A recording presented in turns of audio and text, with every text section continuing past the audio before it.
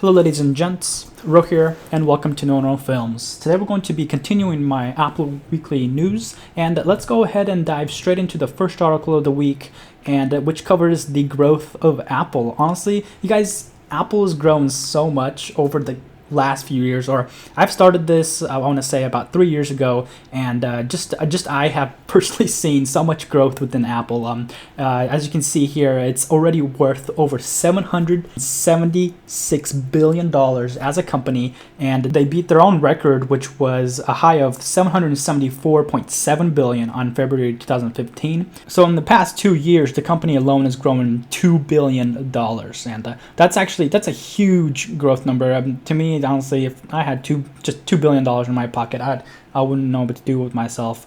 But let's go ahead, and I do want to cover 3 of the major growth points for Apple, and the reasons why they're growing as a company as well. So let's go ahead and start with the first one. Mac sales were up 14% year on year to 4.2 million units versus 4.03 million units, which were sold during the last year period.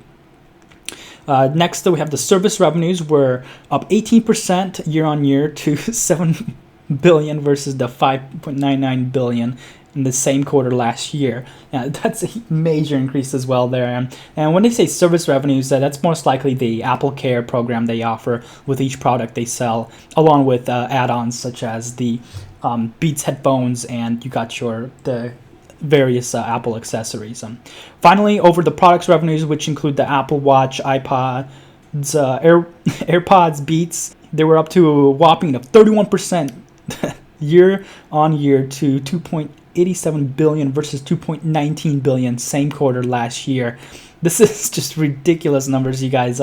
If you're interested in this, and if you do have Apple stocks, I thought you might find this interesting, because Apple is growing. It's not like they're going downhill. They're advancing and they're moving on. I wouldn't say the company is exponentially growing, but they are definitely on a steady pace uphill. Now, if you would like to read more about this and find out more details regarding yourself, I'll have a link in the description for this Forbes article. Be sure to check that out as well. Let's go ahead and move on to an iDrop news article, which talks about the iPhone 8 function area. If you take a look at this image, you'll notice that the actual where you normally have your fingerprint scanner along with your Touch ID, your overall screen, which has the edge-to-edge design, and they're calling this down here the function area, which is it's supposedly the new term that Apple will probably be using in the upcoming Worldwide Developers Conference. But if you notice, there appears to be an embedded Touch ID here as well, and the phone answering, calling, and messaging, and an alarm just appears right in the function area, as they call it.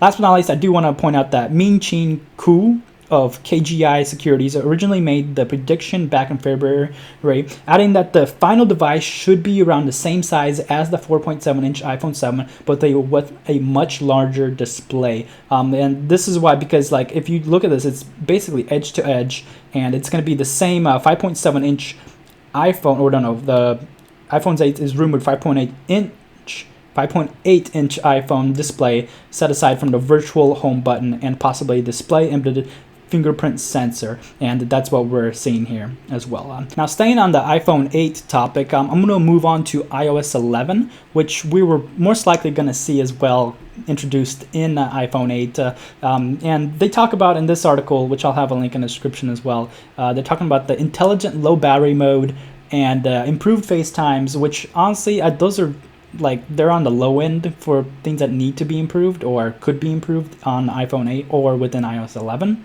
or introduced in iOS 11. Additional iOS features that they include here are a rumored person-to-person iPhone-based payment system, and they already actually have apps for that, and I could see them integrating something much simpler, probably through Apple Pay. There's also additional rumored features such as dark mode, which I actually had previously covered in some of my other videos, and we were supposed to see it in iOS 10, but it might have been pushed to iOS 11 and will probably get introduced into dark mode on iOS 11, which will be interesting to see. Next, I do have an article here talking about the Amazon Echo competitor. If you guys don't know what the Amazon Echo is, they also have now the Amazon Echo Look. The Amazon Echo is basically a listening device that can perform various tasks such as like answer basic questions and set timers, set reminders, and even play music through its the device. And this is what it kind of looks like. So an Apple competitor would be pretty interesting to see what Apple actually could come up with or what they could release. There was a statement by, I believe, an executive. Apple's currently finalizing designs for their Alexa competitor. They're saying expected to be marketing as a Siri AirPlay device, and it's also rumored to have built-in touch display. But I don't know why you would need a display if it's supposed to be a device that, you know, it's supposed to be like hands-off. It responds and it listens to you. If I have to go in and touch it and mess with the display, then might as well just give me an iPhone at that point. But I don't know. It'll be interesting to see what Apple comes up with. And my question to you guys is, would you purchase a Siri assistant? I would imagine it would actually have like Beats speakers built in, and so it would be definitely high quality product and a possibly rumored multi-touch display. Would you purchase such a product? Moving on, let's go ahead and cover the last article I have here, which was also by iDrop News, and I'll have a link in the description. But it's just covering about the new iPad Pro 2 and the iPad Mini 5, which we may see announced at the next Worldwide Developers Conference. We really haven't seen much on the iPad side of things from Apple, but the article actually goes on to say here that the Apple has for long been rumored to be introducing as many as 3 other iPad models for this year. However, including a refreshed 12.9-inch iPad Pro 2 is slightly smaller, bezel-free iPad Pro boasting an edge-to-edge display measuring 10.5 inches and possibly even an iPad Mini 5. I would say that this is some good news from an article-based source.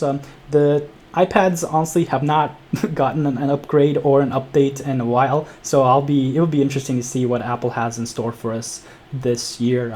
Last but not least, I do have an app here. It's called Voice Swap, a live voice changer and face filters. It's free in the iTunes Store or the App Store, and you can see some images here, but it looks kind of like Snapchat, but a little bit with a twist. So be sure to check that out. I'll have a link in the description for you guys.